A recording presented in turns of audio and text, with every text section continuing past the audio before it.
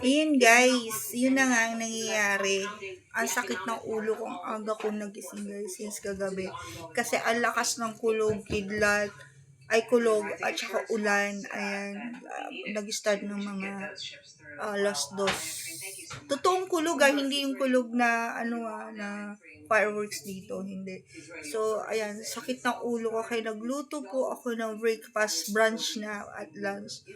Ayun nga yun guys, yung natirang sprout dun sa fridge, yun ang niluto ko. Sobrang sakit ng ulo ko, ang sama ng pakiramdam ko kasi nga guys, nag-exercise ako ng 3 sessions yun kagahapon. Chair exercise, walking exercise, saka dance exercises. Talagang sobrang laki ng tinaba ko talaga. Kahit ako disappointed po ako sa sarili ko than before. Kung nakikita niyo po yung mga photos ko, Facebook ko, lahat ng social media ko, payat po talaga ako. Ayan guys. So, ito nga guys, nagluto po ako ng sarsyadong sprout. Yung na-harvest ko na sprout. Nilagyan ko lang siya ng 1 sardines. Ayan, mapapanood nyo sa part 1. At nagluto din po ako. At saka yung natirang tomato. Yung buto po nun, inilagay ko na sa nursery area ng aking sa susunod. Mapapanood nyo yun kasi nagtatanim-tanim ako ng indoor, DIY indoor planting. Ayan. At naglaga ako ng egg. Ayan. Actually, itong egg na to, hinalo ni Sir Robert doon sa kanin niya, sa rice niya. Nagluto siya ng egg. Tapos nagluto po ako ng tortang egg. Ayan.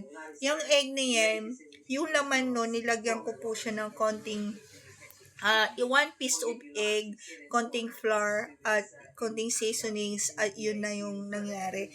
Paborito ko po kasi yung tortang sardinas, guys. So, let's eat. Kain na po tayo. Actually, guys, yung una, habang nagigisa ako, kasi nga, ginagamit tong isang phone ni Sir Robert, hindi ko nahiram. Dito ako nag-video sa part 1 ng aking procedures ng pagluluto po, guys. So, kain tayo guys at i-check po natin ang luto ng iyong lola. Very simple na luto ng lola. Tsaka ito, may natira po akong leftover na rice. So, ito lang po ang aking kakainin. Brunch. Hindi po talaga na ako kumakain sa gabi ng solid food. Yung mga rice, ganyan. Hindi na. More on snacks lang ako. Coffee or tea, ganyan. So, tignan po natin itong sprout na ginawa ko. Iginisa ko siya sa 2 piece of tomato plus sardines and what do you call this? Garlic onion. Ayan. So, let's see guys. Tikman po natin. Hindi ko na siya pinutol-putol kasi mas masarap pag... Dapat guys, isasalad ko to. Nalagyan ko siya ng string. Kaso, kahapon hindi ko lang na-vlog yung niluto ni Sir Robert. Talagang iginisa niya. Parang inadubo niya. So, let's see kung hindi ako nakakuha ng tinidor. Kain tayo, guys. Ayan, guys.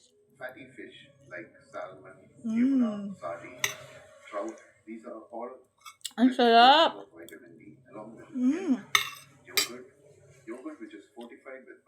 Ang sarap, guys. Basta yung sprout, guys, huwag nyo wawalain kasi tignan nyo sa description ko kung ano ang benefits po nito. Ang habol ko po dito is good for our heart. Ayan. Kakain po ko kasi sobrang sakit ng ulo ko. Alam niyo yung hindi mo malaman ko sa mata. Alam mo yung parang binibiyak ang ulo mo. Too much headache talaga, as in too much pain. So I don't like to take every time I have a pain on my body, every time to time is I take the Panadol. I don't like to lose my kidney. So gusto ko sana, I want to eat first before I take the medicine, guys. So sobrang sama ng pakiramdam ko talaga, guys. Wala naman na ako mailuto na sabaw. As in, empty na yung ref ko. Good for 2 weeks lang yung 200 reals na pinamili po natin nung first day of Eid. Ayan, guys.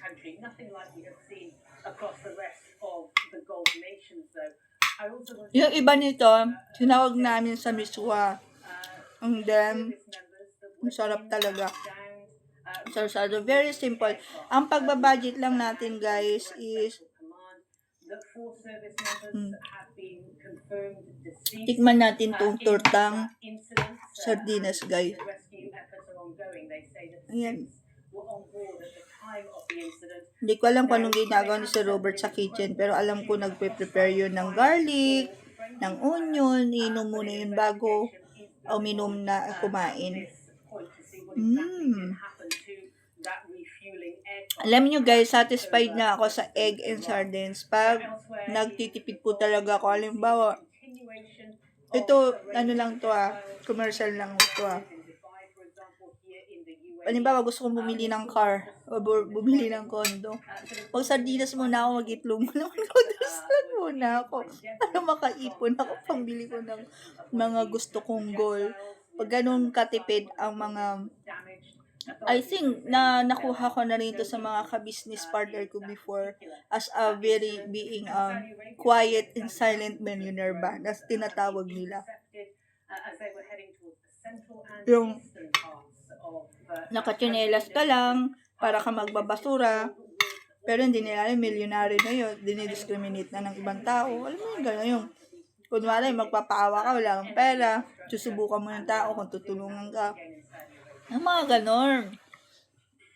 So for daw, nagbabudget ako kasi nga, nasubaybayan po natin ang other nangyayari sa ating buong mundo, ang nangyayaring disaster sa ating buong mundo, na hindi porket, ganito lagi ko sinasabi, nasa ibang bansa ka, is mapera ka.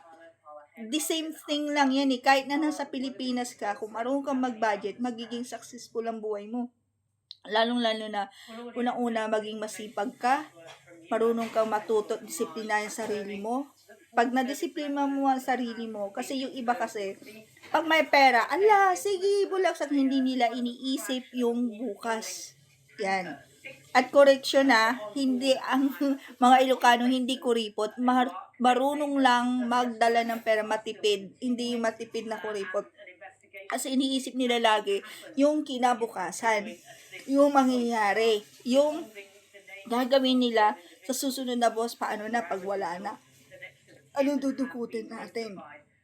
Ang importante kasi sa mundong to is our health. Kung paano tayo, paano natin masusustain yung daily needs natin na kailangan natin na magiging good health ang ating pangangatawan. Kasi payaman ka ng payaman, kung loss naman yung health mo, hindi mo naman madadala yung yaman Kahit anong yaman ng isang tao, pag sigad ng desisyon na kukunin ka at tapos na ang mission mo sa mundong to, wala tayong magagawa, guys. Kaya love yourself, love your health, and health is wealth. Ayan, guys. So kung ano yung maisip natin na small things sa pagkaabalahan sa loob ng bahay, ito proven ko na yan. At sarili ko mismo ang tinitherapy ko na maging busy tayo kung ano ang I love reading books, I love planting, I love lahat ng gusto mong gawin, pwede mong gawin inside in your rooms, no? Yan ang hindi nakakaabala sa ibang tao. Ayan, guys. Yun lang makukuha kong tips sa inyo sa pagtatanim ng sprout at small budgeting ng ating pagbabudget, guys. Biro nyo, on 1 pack of munggo, ang dami ko na yun na nakain. Nakapag-munggo beans na ako. Ayan, binlag ko na yan. Siguro mga 5 spoon lang yun na ikinalat ko. 5 spoon lang bawat i-container. Pero grabe, nag-grow, na-harvest po natin. Tapos yung na-harvest, 3 times mo din kinain, 3 times mo din niluto. So instead na ibibili mo today ng pagkain, yun na yung kakainin mo. Same like this. Ayan, yung mga OFW na talagang todo tipid, na kagaya ko na may dream goal ka at may pinaplano ka para sa pamilya mo, kailangan ipunin mo. Kasi not all the time bibigyan ka ni God ng pera para or biyaya. Ganon, guys. So hanggang dito na lamang, guys. Kakain lang muna po ako and Maraming salamat po sa support at sa walang sawang panonood sa aking very simple vlogs ng my daily activities inside my rooms. Ayan guys. So, thank you so much. Sana may konti ako na itulong at tips po sa inyo sa pagbabudget at being a practical, hindi porkit mayaman, hindi porkit may nasa ibang bansa ka is feeling mayaman ka na. Avoid that one if you want to be a success. Lagi kong sinasabi, trust, respect, and honest to yourself and to your neighbor. Ayan lang. Kailangan at maging mag-trust ka sa kay God. Ayan. So, thank you for watching guys. Please like and comments. Hanggang dito na lamang po. Like and share and comments down below and bell the notification. And thank you for watching guys and please subscribe. It's me again, Saidi Galsote, and God bless. I love you guys. Kakain muna po kami. I love you. Bye.